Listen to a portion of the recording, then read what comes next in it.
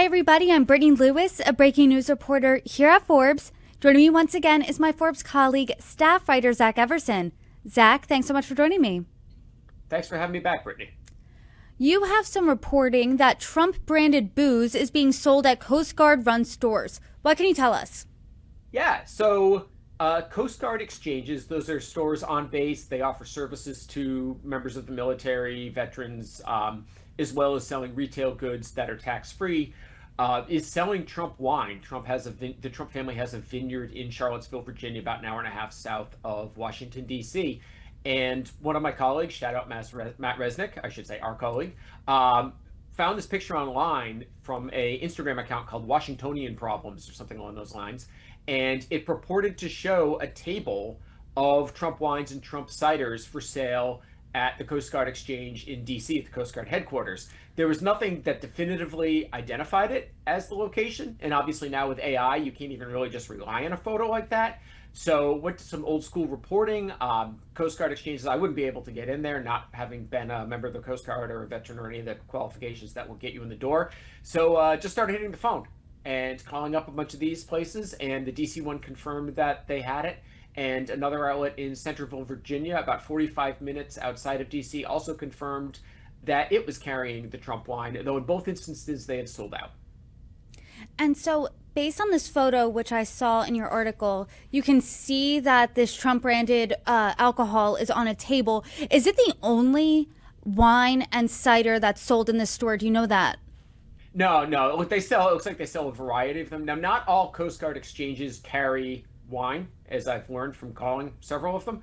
But this one obviously does, and it does have a variety of that. Now, whether they're all, whether other brands are pulled out to a special table like that, I don't know.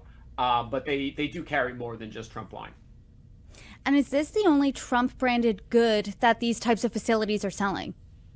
That I've seen. This is what was really interesting to me as I was talking about this article with some people, in that obviously Trump's willingness to profit off the presidency. Well, we've talked about that plenty. You can go look at the YouTube.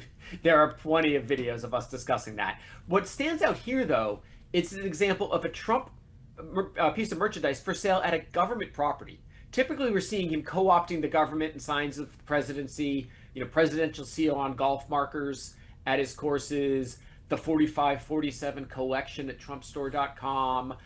We're seeing him co-opt it that way. This is one of the few examples that I can recall seeing of a Trump product ending up at a government facility. So that really stood out there as well. We haven't seen many other of them recently. The other one that I did notice while researching this was that the National Archives online website is selling one of Trump's books. Now, that is a website that's run by a nonprofit that works in close partnership with the archives as well. But Coast Guard Exchange, best I could tell, that is a definitive, Coast Guard run facility under the Department of Homeland Security.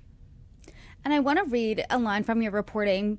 Any restraint Trump showed in profiting off the presidency during his first term has vanished in his second term. And it seems like this is a real new iteration, as you were saying earlier, of Trump profiting off of his time in office. Is President Trump himself seeing the profit here from these wines and ciders being sold? That is a great question. It's something I spent a lot of time actually discussing with some of my colleagues, in that the structure of the winery isn't totally clear. So we know from his financial disclosure that Donald Trump, a trust of which he is the sole donor and sole beneficiary, and Donald Trump Jr. is the trustee, owns all the property that the winery has. And we also know that an LLC entirely owned by Trump's trust owns some trademarks associated with the winery. Now, the winery's website also refers to another entity, Eric Trump something or other LLC, that owns the winery. So how they split the proceeds from this, we don't know. One would imagine that the winery part is certainly paying some rent to Trump's property for having the winery on that land. Don't know exactly what the structure is, but he certainly is in a position to profit from this. I think one could make the argument, if a person visits the Trump winery, or if you have a bottle of the Trump wine or a bottle of the Trump cider, that's almost like making a political statement, right? Because clearly you're a fan, or perhaps you bought it ironically. But has that helped or hurt the business? How is the Trump wine business doing? It's tough to say. No knock against Trump wine in particular. It's a Virginia wine. It can only be so good. It's not going to be great. It's not Spain, it's not Argentina, it's not France. Um, Virginia wines don't exactly have this great reputation that's being sullied by the Trump name out there. But, as with so many other things Trump related, that yes, drinking it would be a sign of your political support of the president. I can't imagine that many people are drinking it because they happen to think it's the best thing available for the price. Along those lines, after I published this article, I saw that somebody was calling for a boycott of grocery store Wegmans here on the East Coast for carrying Trump wines. Now, I don't think anybody's actually boycotting it for that, but you can see here the other angle that the Trump wines are irritating people on the left. And as you said, this is something that I don't think we've seen before, where a Trump branded good being sold at a government facility. Is this legal or is this ethical? I mean, where are the lines here? The lines seem to be wherever Donald Trump wants them to be. It is probably legal, according to Jordan Leibowitz, the spokesperson for CREW, Citizens for Responsibility and Ethics in Washington, I spoke with. That's done a pretty thorough job of tracking Trump's many conflicts. It's possible the way it was purchased could violate the domestic emoluments clause. A lot of time when we talk about the emoluments clause, it's the foreign one saying the president can't get any money from a foreign state.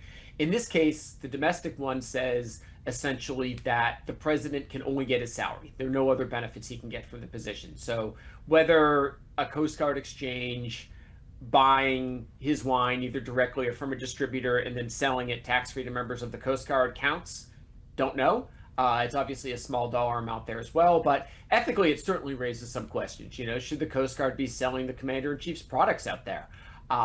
Will they do this for other presidents? If we have, I believe Gavin Newsom has a lot of different businesses out there. If any of those are producing things, would we see those carry? Would we see bases carry those if he's president?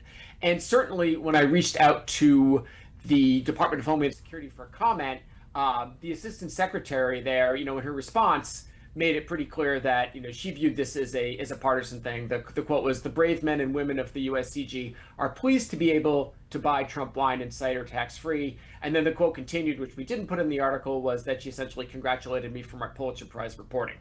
So they seem to think it's not a big deal. And so I ask you this at the end of all of our conversations when we're talking about how President Trump, how his family's profiting off of his time in office. And we're seeing, as we've said multiple times in this conversation, this new iteration where the Coast Guard is now selling Trump branded things. I mean, when you're looking at the mosaic here or the Venn diagram of Trump businesses, his time in office, how does this latest iteration fit into that puzzle? Let's go with actually like Jackson Pollock splatter paint. It's just kind of thrown out there everywhere. Anything they can do to make some money off this, they are doing. The crypto is the high dollar stuff. But earlier this week, when I was working on this article, the Trump Organization put out an alert advertising the second edition of the Trump silver coin, which has a picture of the president's head and then underneath, President of the United States out there. That's a licensing deal. It's not sold directly by the Trump Organization. They're going to make some money off of it. Not a ton compared to what they're doing from the crypto deals, but if they can make money on it right now, it certainly seems like they're willing to give it a shot. Well, Zach, I certainly appreciate your Pulitzer Prize reporting. Thank you so much for the conversation. Hope to have more soon. Thanks. Appreciate it.